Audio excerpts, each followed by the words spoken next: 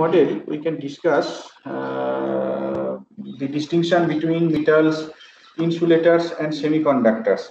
এখন প্রপার ডিস্টিংশনের জন্য অবশ্যই আমাদের 3-ডাইমেনশনাল পোটেনশিয়াল নিয়ে কাজ করতে হবে, কিন্তু এখন পর্যন্ত আমরা যে 1-ডাইমেনশনে টপিকটা ডিসকাস করেছি সেখান থেকেও একটা ডিস্টিংশন ড্র করা যায়। হ্যাঁ, ক্লিয়ার পিকচার যদি পেতে হয় তাহলে কিন্তু আমাদের 3-ডাইমেনশনে যে পিরিয়ডিক পোটেনশিয়াল সেইটা কনসিডার করেই ডিসকাস করতে হবে, কিন্তু সোফার আমরা যেটা ডিসকাস করেছি 1-ডাইমেনশনাল অ্যাপ্রোচ দিয়ে সেটাই সাফিসিয়েন্ট একটা রাফ ডিস্টিংশন ড্র করার জন্য।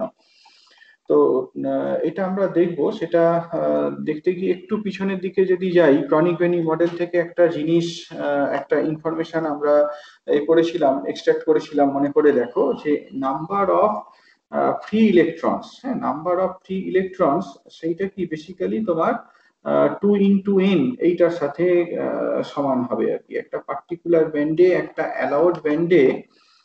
অ্যালাউড ব্যান্ডে ম্যাক্সিমাম 2 into n সংখ্যক ইলেকট্রন থাকতে পারে।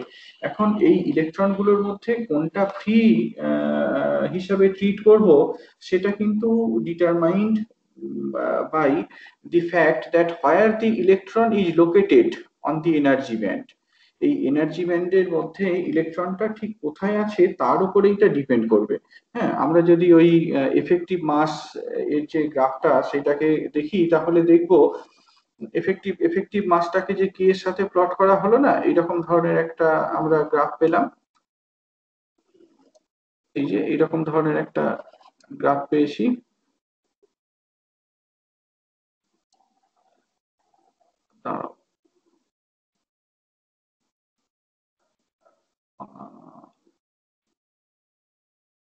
এইরকম ধরনের একটা গ্রাফ পেয়েছি না, যদি আমরা এফেক্টিভ মাসটাকে প্লট করি অ্যাজ ফাংশন অফ,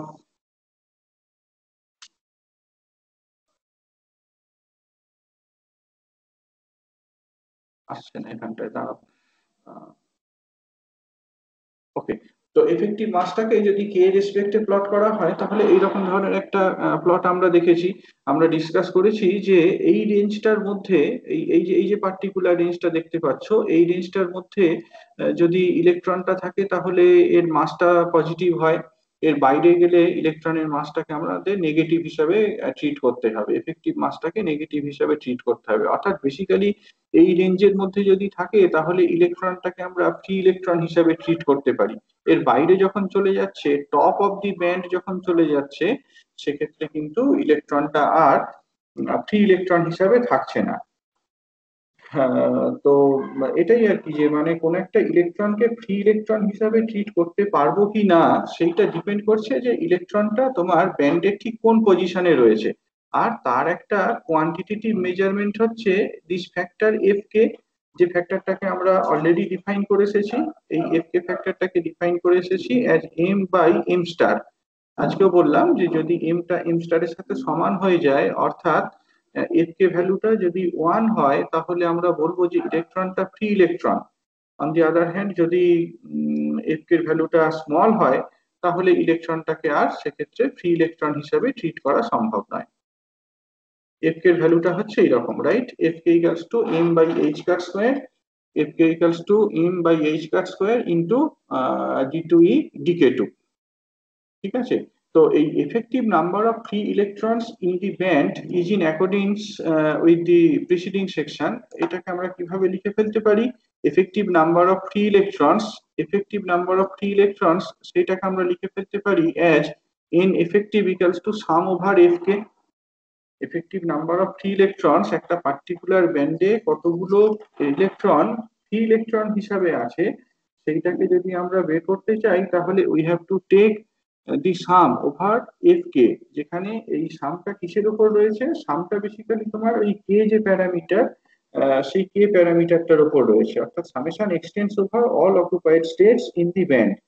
এবার you remember the number of states in the interval d k, d k যে ইন্টারভ্যাল, সেই ডিকে ইন্টারভ্যালের মধ্যে কতগুলো থাকে, স্টেট থাকে, সেটা আমরা দেখে এসেছি। যদি একটা 1-ডাইমেনশনাল ল্যাটিসের কথা কনসিডার করা হয় যার লেন্থ কিনা এল, যদি আমরা 1-ডাইমেনশনাল ল্যাটিসের কথা কনসিডার করি যার লেন্থ হচ্ছে এল, তাহলে number of states in the interval between decay is given by L by 2 pi into decay। এটা আমরা আগের দিনকে ডিসকাস করেছিলাম। দেখো ক্রনিক পেনি মডেলের একদম শেষের যে ইমপ্লিকেশনটা, number of wave functions, number of wave functions কি ছিল জানো? Number of wave functions per band. হ্যাঁ, এক একটা ব্যান্ডে কতগুলো ওয়েভ ফাংশন রয়েছে, সেখানে আমরা দেখে এসেছিলাম যে number of possible wave functions বা number of what I say number of electrons, হ্যাঁ, নাম্বার অফ বা নাম্বার অফ স্টেটস, হ্যাঁ, নাম্বার অফ স্টেটস এরকম ভাবে বলতে পারো। number of wave functions or number of states is given by L into decay by 2 pi হয়েছে। তাহলে effective number of electron এইটাকে যদি আমরা বের করতে চাই, এই যে এফ কে টা রয়েছে সেই এফ কে টাকে আমরা সাম করব, অল পসিবল স্টেটের উপরে সাম করছি। এই সামেশনটা কিন্তু বেসিক্যালি ইন্টিগ্রেশন দিয়ে রিপ্লেস করা যায়। এটাকে আমরা লিখতে পারি as F K into D N, যেখানে ডিএন টা হচ্ছে এই জিনিসটা, D N equals to L by two pi into D K, L by two pi into decay.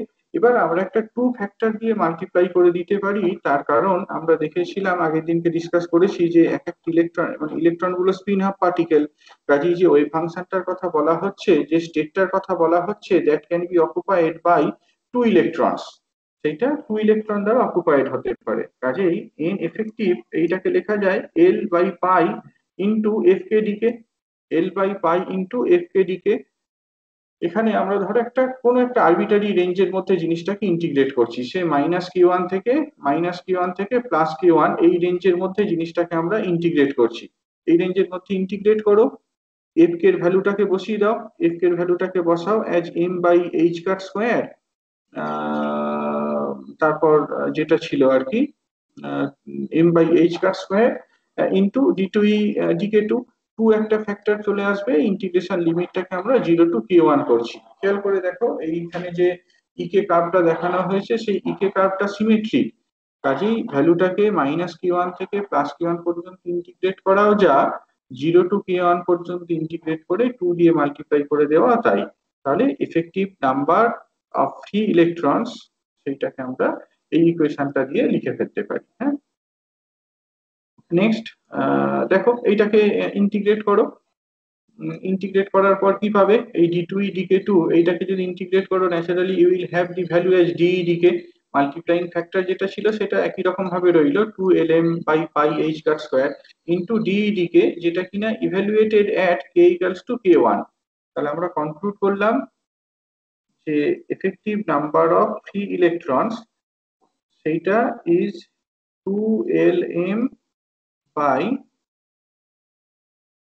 Pi h cut square into d d k, যেটা কিনা ইভ্যালুয়েটেড এট কে ওয়ান। আমরা একটা অ্যালাউড এনার্জি ব্যান্ড নিয়েছি, এই যে অ্যালাউড এনার্জি ব্যান্ড নেওয়া হয়েছে, সেই অ্যালাউড এনার্জি ব্যান্ডের এই কে ওয়ান লেভেল পর্যন্ত কতগুলো এই যে এনার্জি রেঞ্জ, এই এনার্জি রেঞ্জের মধ্যে কতগুলো ইলেকট্রনকে ফ্রি ইলেকট্রন হিসেবে ট্রিট করতে পারি, সেটা is given by this number. হ্যাঁ, এই নাম্বারটা থেকে আমরা ফ্রি ইলেকট্রনের সংখ্যাটা পেতে পারি। তো এখান থেকে দেখো রেডিলি দুটো কনক্লুশন ড্র করে ফেলা যায়। দেখো তো, যদি এই কে ওয়ানটা পাই বাই এর সাথে সমান হয়, কে ওয়ানটা যদি পাই বাই এর সাথে সমান হয়, অর্থাৎ আমরা যদি পুরো ব্যান্ডটার কথা কনসিডার করি, তাহলে কি হবে, পুরো ব্যান্ডটার কথা কনসিডার করলে কি দাঁড়াবে, পুরো ব্যান্ডটার কথা কনসিডার করলে ডি কে ভ্যালুটা তো জিরো, ই ভার্সাস কে এই গ্রাফের ম্যাক্সিমা কোথায় রয়েছে, এই গ্রাফের ম্যাক্সিমা আছে at pi by a minus pi by a, তাহলে এই কে ভ্যালুটা সেই জায়গাতে কত হবে, জিরো হবে।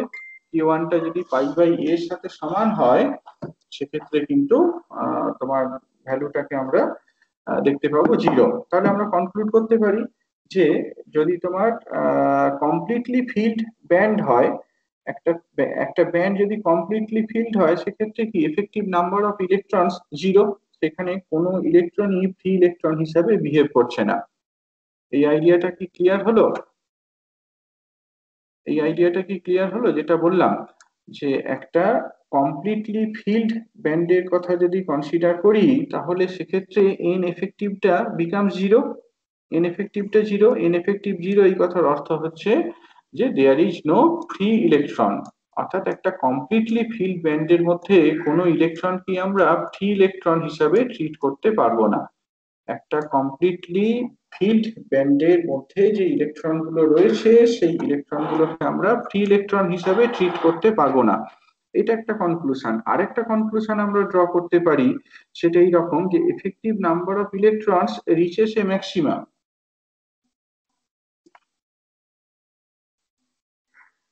effective number of electrons reaches a maxima.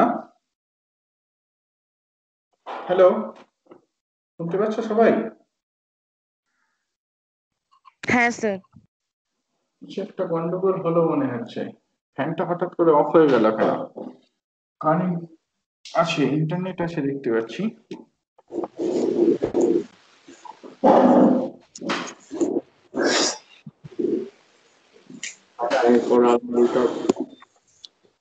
কিছু একটা গন্ডগোল হয়েছে।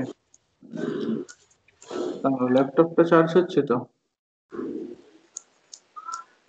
না, ল্যাপটপ চার্জ হচ্ছে না। এক্ষুনি শাটডাউন হয়ে যাবে, একটু একটু ওয়েট করো, দেখছি কি গন্ডগোল হয়েছে।